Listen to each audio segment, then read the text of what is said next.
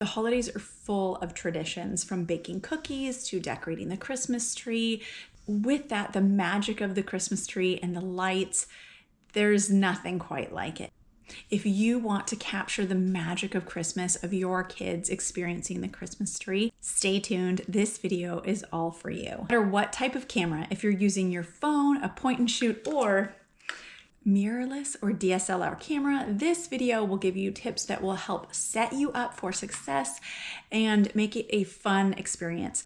Whether you are all about the fake tree or going out and cutting down a real one, these tips will help you capture the spirit and magic of Christmas. If you're new here, hi, I'm Nasa Lee. I am a mom of 6 and a professional photographer, and here on this channel I share tips on life and traveling to Disney typically with 6 kids, but also photo tips so that you can document all the journey along the way.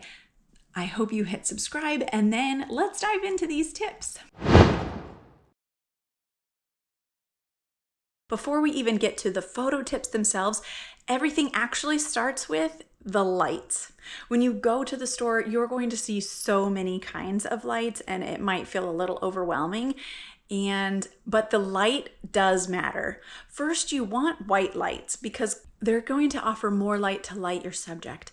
And in addition to that, colored lights will create a color cast, so they'll be a little bit darker and they're going to make your subject look green and red and blue and all the colors of those lights. So you want white lights. You want to choose regular lights, not LED. And this is going to sound weird because LED lights are in fact brighter.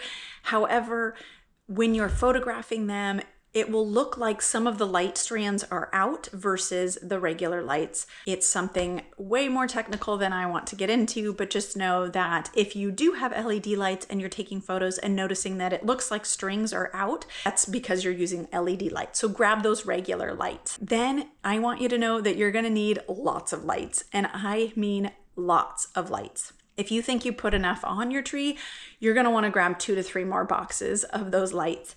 On my 6-foot tree, I put about 6 to 8 strands at least on my tree. I wrapped all the way up and I did a second round of lights as well. And then as you're leaving the store, a little bonus tip, grab some of that holiday candy.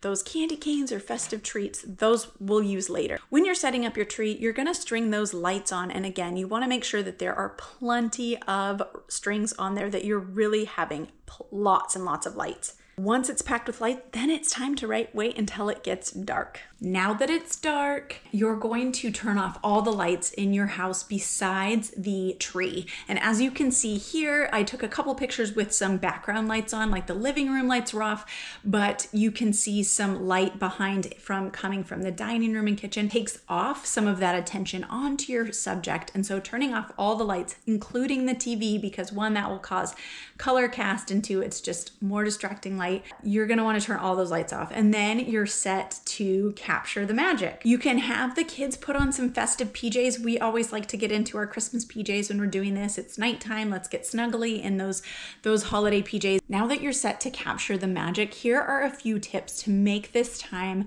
count. First, play a game to keep the kids interested. We love to play I Spy, and the tree is a great space to do that because you're looking at all those ornaments, which if you're like my family and different ornaments have different memories attached or stories, it just brings up a little extra joy. So we'll play I Spy something yellow, and the kids will love to play, and they get started on it all the time. And we'll even play it when we're not doing it. Because again, it's just a great activity and it keeps them engaged in looking at the tree.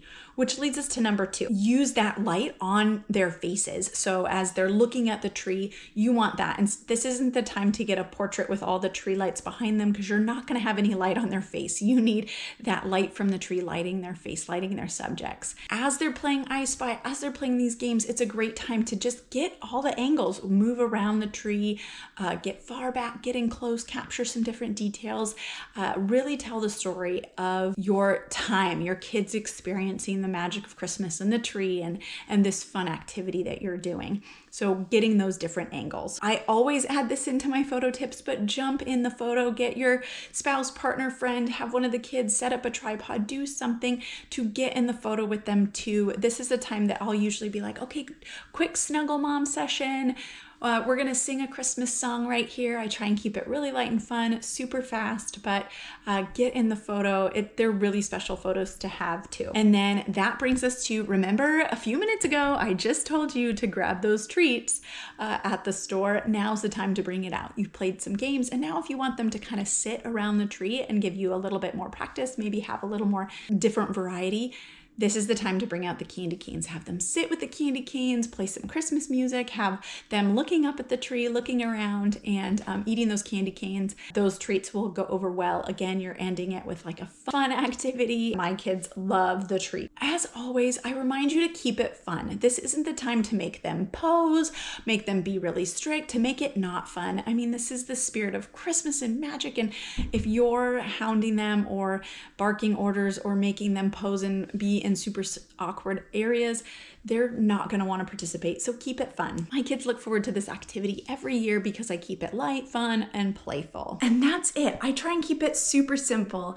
As I said in the beginning, the number of lights on your tree makes a huge, huge difference. If you would love to see more videos like this with photo tips, maybe if you want even more technical photo tips, I'd be happy to share. I try and keep it simple so that you're just picking up your camera. But if you'd love more tips, let me know in the comments. Tell me what you'd love to see. Even share your photos with me. I would love to see them. Other families enjoying this fun tradition is very special to my heart. So make sure that you're sharing those with me too. Finally, make sure you hit that like and subscribe button so you keep seeing more videos like this one in your feed, including maybe a quick tutorial on how to get that magical Christmas light bokeh like you see in all the Hallmark movies photo portrait of your kids. That one could be coming up next, but you let me know if you'd like to see that. All right, until the next video, friends.